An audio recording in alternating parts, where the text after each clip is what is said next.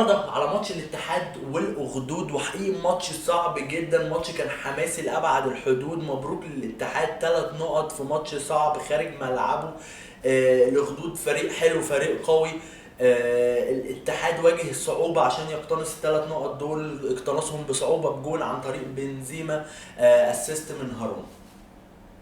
تعال نتكلم على الاتحاد فريق حلو منظم، بس العيب اللي موجود في الاتحاد المساحات والمسافات الكبيره اللي ما بين خطوطه، سواء ما بين شراحيلي وفليبي سواء في الدفاع، او ما بين كانتي وفابينيو في خط الوسط. بمعنى ايه؟ بمعنى ان لو كان لعيب الاخدود استغلوا الثلاث اربع فرص اللي كانوا جالهم بطريقه احسن من كده، نتيجه كبر المسافات اللي ما بين خطوط الاتحاد سواء من الدفاع لخط الوسط، كان ممكن يجيبوا جوان عادي جدا. وده اللي انا خايف منه لما الاتحاد يلاعب فريق كبير في مساحات كبيره فاضيه وواسعه ما بين الخطوط. رومارينيو جاله كورتين الاثنين من بنزيما كاسيست، كانوا المفروض يخلصوا في الجون. واحده اتصدت من الجون، واحده لقاها في ايده والجون راح جري بالكوره وابتدى هجمه. كان المفروض برضو دول في الشبكه كانوا سهلين جدا. عمل ماتش حلو، كان في امكانيه ان هو يجيب بلنتي، كان في امكانيه ان هو يجيب بلنتي، بس الحكم ما رجعهاش. الحكم برضو عليه بعض الكلام اللي هو ايه، ما كانش في افضل احواله. عجبني جدا بن مسعود عامل جبهه قويه جدا مع رومارينيو، هي بس عيبها الوحيد ان هي لما الكوره بتتقطع وبترتد الارتداد مش اسرع حاجه. حاجه تاني عايز اتكلم عليها، ان معظم خطوره الاتحاد بتيجي من بنزيما او رومارينيو. حلو الكلام.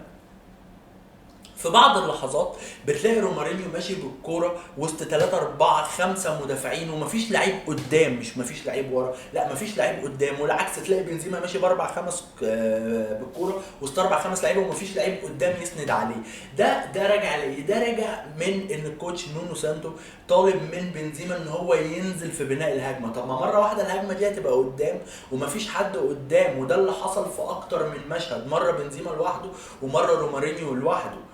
فحتى ايفن الجون لما جه انت لو باصص مع بنزيما جاي قاطع من بره منطقه الجزاء، استلم خبطت في المدافع عالي اتحطها بركبته. جون حلو وفينيشر.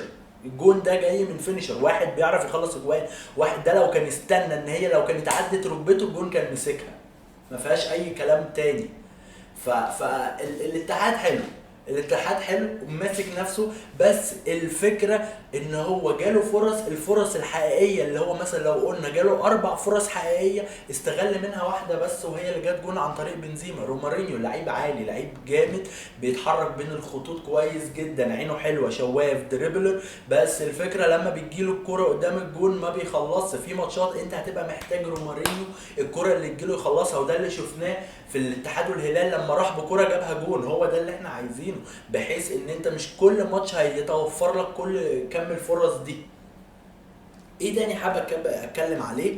حابب اتكلم على قادش حلو، عجبني، بيرتد في بعض الاحيان، بيعمل عرضيات قويه جدا، الصراحه لفت انتباهي. بس الفكره برضو ان لما العرضيه بتتعمل السكند بول ما بيبقاش فيها التصرف سهل. السكند بول دايما بترد الفابينيو، كان في بعض الاحيان انت بتبقى محتاج السكند بول يا تترمي في النص تاني يا اما تروح على الجنب تاني فتتعمل عرضيه، لا الكره بترجع لورا خالص ويلا نبتدي الهجمه من اول وجديد. في بعض الاحيان انت بتبقى محتاج ان انت تضغط عشان تقدر تجيب الجون. فده كان المأخذ الوحيد، ان هو البنايه بتاعه الهجمه نفسها بطيئه بعض الشيء. فخاصه ان فابينيو اليوم ما بيعطل وما بيلاقيش اي حد يباصي جنبه، وبيلعب الاماميه، والاماميه دي مثلا لو قلنا ان فابينيو لعب 5 كور اماميه 2 منهم وصلوا صح. ده يخلي ان احنا لازم اللعيبه اللي على الجناب تتحرك، بن مسعود يتحرك اكتر. الجمعان عمل ماتش حلو، كان بيروح يمين وشمال، راح وجه، وكان بينزل يستلم الكورنرات، جات له فرصه كان ممكن يخلصها، بس برضه للاسف اتحطت مع سلسله كل الفرص المهدره. فده بالنسبه للاتحاد. تعال نتكلم بقى عن الاخدود جاله كام فرصه حلوه جدا. توامبا المهاجم ضخم جدا الصراحه، بنيه محترمه جدا، جاله 3 فرص الكره، وهو ده اللي كانت عليه المسافه اللي ما بين المدافعين، خاصه الشراحيلي وفيليبي، ان الكرة لما بتنزل ما بينهم لو ده كان مهاجم واقف صاحي جاهز هيخلص كان خلص. جات له بتاع 3 فرص الكرة بتنزل ما بين الاثنين مدافعين وهو واقف في النص. بالنسبة لجوديون، جوديون لعيب عمل ازعاج كبير جدا على الطرفين، شوية على الشمال وشوية على اليمين. كويادو جات له كذا فرصة حرك بيها الماتش كله، سواء عن طريق عرضية او عن طريق ثرو باص. كوادو والزبداني عملوا جبهه قويه جدا جدا جدا. عيد المولد لعيب قوي جدا الصراحه، لفت الانتباه من اول ماتش. تناسي برضو ما كانش ليه لمسات كتير في الماتش بس عمل ماتش. السؤال بقى اللي احنا لازم نسأله دلوقتي، ايه يا ترى شكل الاتحاد في ماتش قوي؟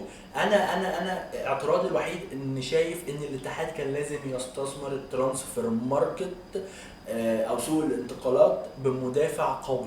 كان محتاج مدافع قوي.